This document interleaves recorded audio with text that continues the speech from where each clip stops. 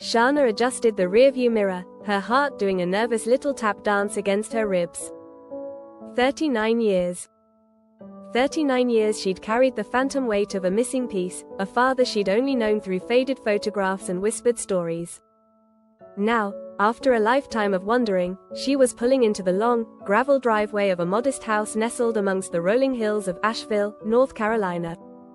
Her mother, bless her secretive heart, had painted a vague picture of David, a charming musician with a booming laugh and hands that could coax melodies from a saxophone. Growing up in the quiet rhythm of rural North Carolina, far removed from the vibrant pulse of 1980s Harlem where their paths had briefly intertwined, Shana had built a fantasy around this absent figure. She imagined a suave, sophisticated man, a jazz aficionado with a twinkle in his eye. The reality, as she'd learned through a carefully worded letter and a tentative phone call initiated just last week, was a man named David, yes, but one teetering on the edge of 90. Her half-siblings, 5 of them, were grown, with lives and families of their own, scattered across the country.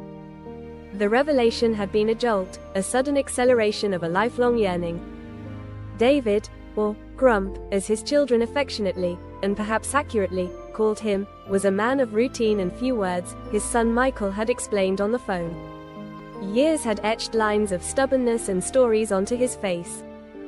He enjoyed his garden, his crossword puzzles, and the unwavering companionship of his ancient beagle, Buster.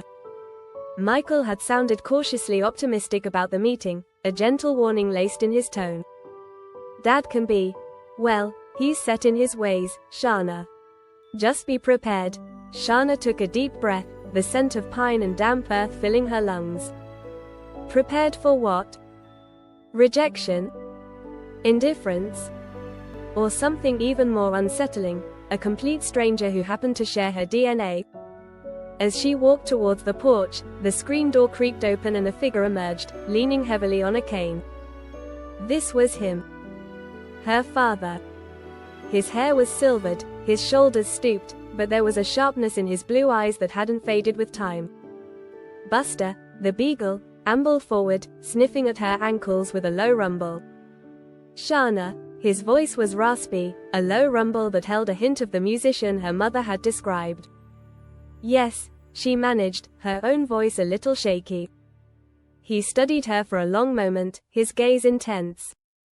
The air crackled with unspoken history, with decades of missed moments and unanswered questions. Then, a flicker of something, recognition, curiosity, softened his expression. You look like your mother, he said, his voice softer now. A wave of emotion washed over Shana. It wasn't the grand, tearful reunion she might have once imagined, but it was something. A beginning. Michael and Carol are coming over later, he continued, gesturing with his cane towards a couple of rocking chairs on the porch. They wanted to meet you. Suspense coiled in Shana's stomach. Meeting one stranger after a lifetime of longing was daunting enough, but meeting 2 siblings she never knew existed felt like stepping onto a tightrope. Would they welcome her? Resent her? See her as a ghost from a past they'd long since buried? As she settled into the rocking chair, the gentle rhythm a counterpoint to the frantic beat of her heart, Grump surprised her.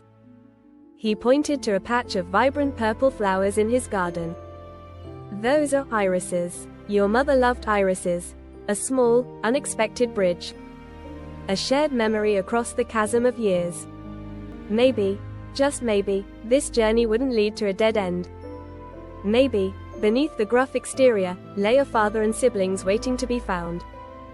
The afternoon sun warmed her face, and for the first time in a long time, Shana felt a fragile seed of hope blossom in her chest. The unknown was still vast and a little scary, but the possibility of finally belonging, of finding those missing pieces, felt undeniably, exhilaratingly, within reach.